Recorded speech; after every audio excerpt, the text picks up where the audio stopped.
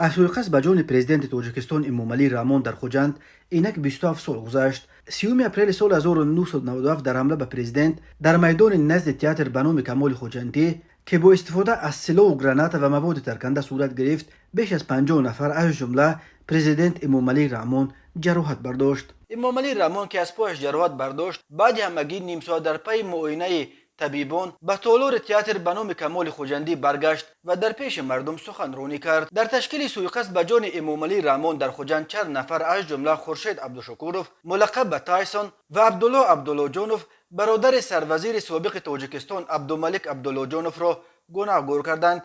تایسون هنگام سوءقصد کشته شد، ولی برادر عبدالله جانوف را به قتل محکوم کردند. یعقوب سلیموف که سال 1997 رئیس گمرک بود و پرزیدنت را در آن سفر همراهی کرد، چندین بار گفته است که امامعلی رحمان را آن روز از مرگ نجات داد، ولی 2 سال پیش نشریه SSSR در یک مطلب نوشت که جان امامعلی رحمان را سرمحافظش مراد سعیدوف نجات داده بود، نه یعقوب سلیموف. همچنین ژورنالیست نیلوفر عزیزی همان سال 2020 در یک فیلم مستند با نام دوربین حقیقت ویدیوهای نادر سوءقصد 30 اپریل سال 1997 به جان پرزیدنت را نشر کرد و نیز گفت که امامعلی رحمان را مراد سعیدوف نجات داده بود. چند ماه بعد از سوءقصد خوجند ماه آگوست سال 1997 یعقوب سلیموف را به دست داشتن در آشوب مسلحانه پلکوونیک محمود خدایبردیف گناهگار کردند و او ترک تاجیکستان کرد. او را سال 2004 از روسیه آورده به 15 سال زندان محکوم کردند. یعقوب سلیموف ماه ایون سال 2016 از زندان آزاد شد و حالا در دوشنبه به سر میبرد. مراد سعیدوف در این مدت صاحب عنوان گنرال مایور شده تا کنون راهبری خدمات محافظت پرزیدنت را به عهده دارد و یکی از شخصیت‌های پرنفوذ در دایره‌های حاکم کنونی تاجیکستان